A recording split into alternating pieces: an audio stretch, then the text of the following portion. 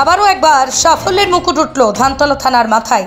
একেবারে 21 জন বাংলাদেশিকে আটক করল নদিয়ার ধানতলা থানার পুলিশ। কাশ্মীরের পেহেলগাঁওতে পাকিস্তানি জঙ্গিরা বেছে বেছে ভারতীয় পর্যটকদের উপরে আক্রমণ করবার কিছুদিন পরে গুজরাট সরকার অবৈধভাবে বসবাসকারী বাংলাদেশিদের আস্তানা বুলডোজার দিয়ে ভেঙে গুজরাট থেকে বিতাড়িত করে গুজরাটে কাজ করা অবৈধ বাংলাদেশিদের।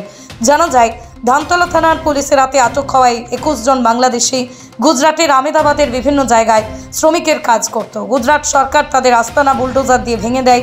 তাদেরকে বিতাড়িত করবার পরেই তারা গুজরাট থেকে বাংলাদেশ ফিরে যাবার উদ্দেশ্য নিয়ে গতকাল আনুমানিক সন্ধ্যা 7টার সময় নদিয়ার দত্তপুলিয়া বাজারে এসে উপস্থিত হয়ে সন্দেহভাজনভাবে ঘোরাফেরা করতে থাকে। সেই সময় দত্তপুলিয়া পুলিশ ফাঁড়ির পুলিশের তাদেরকে দেখে সন্দেহ হতেই তারা ধানতলা থানার পুলিশকে খবর দেয়।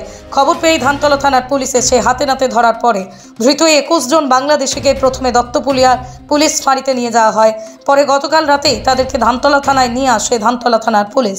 ধৃত কয়েকজন বাংলাদেশির সাথে কথা বলে জানা যায়, তাদের অনেকেরই বাংলাদেশের নড়াইল জেলাতে বাড়ি। তাদের মধ্যে কেউ 4 বছর, আবার কেউ বা 8 বছর আগে বাংলাদেশ থেকে অবৈধভাবে ভারতে প্রবেশ করে গুজরাটে কাজের সূত্রে বসবাস করত। তাদেরকে আজ রানাঘাট আদালতে পাঠায় ধানতলা থানার পুলিশ। কোথায় ছিলেন এতদিন? কোথায় ছিলেন? আহমেদাবাদ, গুজরাট। হ্যাঁ গুজরাট। মানে কি কাজ করতেন? বাংলায় কাজ করতাম। কতদিন এসেছিলেন বাংলাদেশ থেকে? 2 বছর। 2 বছর। আপনার কোথায় বাড়ি বাংলাদেশে? বাংলাদেশের নড়াইল জেলা কালিয়া থানা। হঠাৎ করে ধরলো কেন? আমরা বাড়ি যাচ্ছিলাম বাংলাদেশে। কোথায় ছিলেন? কোথায়? আমরা আহমেদাবাদ ছিলাম, গুজরাট। গুজরাট ছিলেন। ব্যুরো রিপোর্ট, আরং নিউজ, নদিয়া।